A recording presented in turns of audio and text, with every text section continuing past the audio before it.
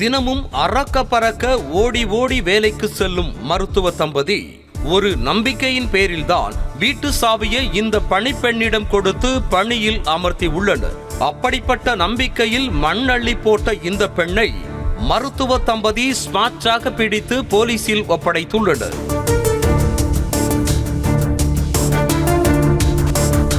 கோவை தடாகம் அருகே பன்னிமடை பகுதியைச் சேர்ந்தவர்கள் முத்துக்குமார் பாரதி தம்பதி.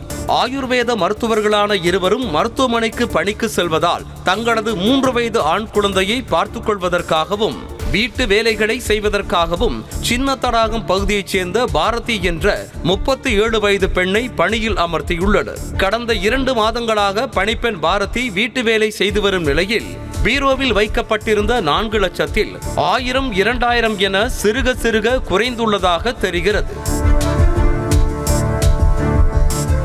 தனது கணவர் செலவுக்காக எடுத்திருப்பார் என மனைவியும், மனைவிதான் பணத்தை எடுத்திருப்பார் என கணவனும் நினைத்து கொண்டு பேசாமல் இருந்துள்ளனர்.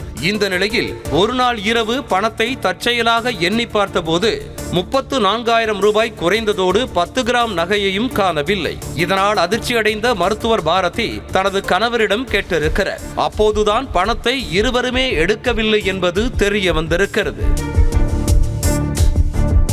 பணிப்பெண் பாரதியை தவிர நம் வீட்டுக்குள் யாரும் வருவது இல்லை என சந்தேகமடைந்த அந்த மருத்துவ தம்பதி பக்காவாக ஒரு திட்டம் போட்டனர். அதன்படி தாங்கள் வெளியில் செல்வதாக புறப்பட்டு செல்வதைப் போல நடித்த மருத்துவ தம்பதி படுக்கை அறையில் இருந்த கபோர்டில் போர்வையை மூடி படுத்துக்கொண்டு மறைந்திருந்து வீடியோ எடுத்தனர்.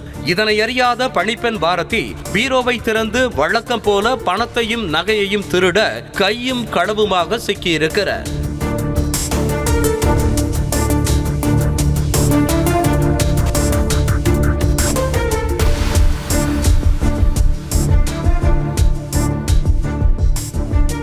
இதனையடுத்து மருத்துவர்கள் அளித்த தகவலின் பேரில் அங்கு வந்த போலீசார் பணிப்பெண் பாரதியிடமிருந்து 34,000 பணம் மற்றும் 10 கிராம் நகையை மீட்டதோடு அவரை கைது செய்து காவல் நிலையத்திற்கு அழைத்து சென்றனர். பணிப்பெண் பாரதி திருடும் வீடியோவை பார்க்கும் பலரும் யாரைத்தான் நம்புவது என்றே தெரியவில்லை எனவும், நல்ல வேளை பணத்திற்காக மருத்துவ தம்பதியின் குழந்தையை எதுவும் செய்யவில்லை என்றும் கூறி வருகின்றனர். அதே நேரத்தில் முன்பின் தெரியாதவர்களிடம் சாவியை கொடுத்து வீட்டு வேளையில் பணியில் அமர்த்தாமல் இருப்பதே நல்லது என்றும் கூறுகின்றனர். செய்திகளை உடனுக்குடனும் துல்லியமாகவும் தெரிந்து கொள்ள சப்ஸ்கிரைப் பண்ணுங்க.